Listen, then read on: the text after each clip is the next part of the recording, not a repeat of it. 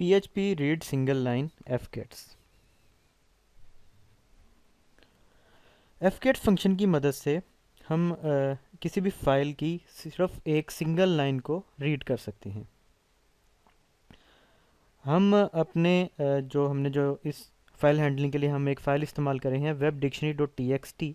हम इस web dictionary dot T x T की पहली लाइन को रीड करेंगे और इसको आउटपुट करेंगे और इसको यानी कि स्क्रीन पे डिस्प्ले करेंगे। हमारे सामने एक PHP का कोड मौजूद है। आइए इस कोड को ज़रा देखते हैं। आप देख सकते हैं इसमें यहाँ पर एक वेरिएबल यूज़ किया है माई फाइल, और इस फाइल को एक फंक्शन एफ ओपन की मदद से web dictionary dot T x T का यहाँ पर रेफरेंस दे दिया है। यानी कि इस वक्त माई फाइल जो वेरिएबल है ये एक ओपनड फाइल को पॉइंट आउट कर रही है जो कि आर मोड पे ओपन है, और उस फाइल का नाम है web dictionary dot T x T. इसके बाद आप जो दूसरी लाइन देख रहे हैं वो है echo f gets my file.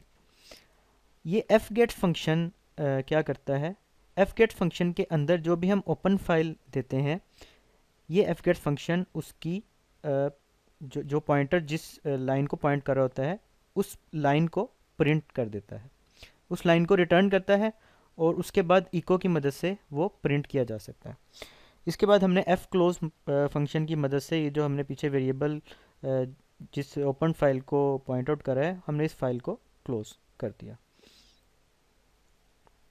यहाँ पर एक याद रखने वाली बात यह है कि पहली दफ़ा एफ गेट्स फंक्शन पहली लाइन को पॉइंट कर रहा होगा।